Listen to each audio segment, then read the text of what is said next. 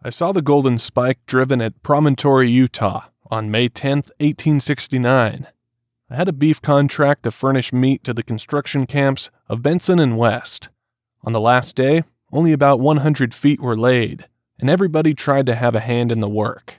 I took a shovel from an Irishman and threw a shovel full of dirt on the ties just to tell about it afterward.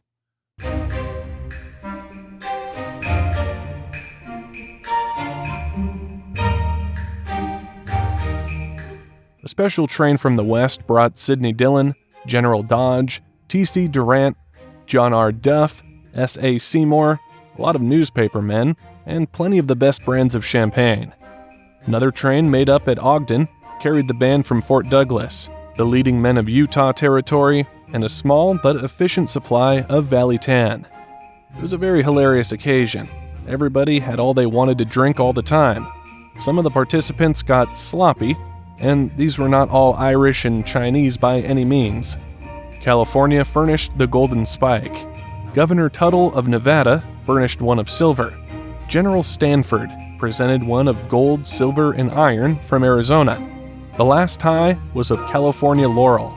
When they came to drive the last spike, Governor Stanford, president of the Central Pacific, took the sledge, and the first time he struck, he missed the spike and hit the rail. What a howl went up. Irish, Chinese, Mexicans, and everybody yelled with delight.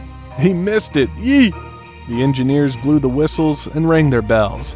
Then Stanford tried it again and tapped the spike, and the telegraph operators had fixed their instruments so that the tap was reported in all the offices east and west, and set bells to tapping in hundreds of towns and cities.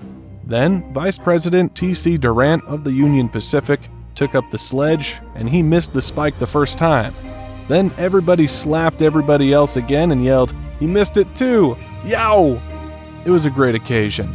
Everyone carried off souvenirs, and there were enough splinters of the last tie in museums to make a good bonfire. When the connection was finally made, the Union Pacific and the Central Pacific engineers ran their engines up until their pilots touched. Then the engineers shook hands and had their pictures taken, and each broke a bottle of champagne on the pilot of the other's engine and had their picture taken again. The Union Pacific engine, the Jupiter, was driven by my good friend, George Lashes, who still lives in Ogden. Both before and after the spike driving ceremony, there were speeches, which were cheered heartily. I do not remember what any of the speakers said now, but I do remember that there was a great abundance of champagne.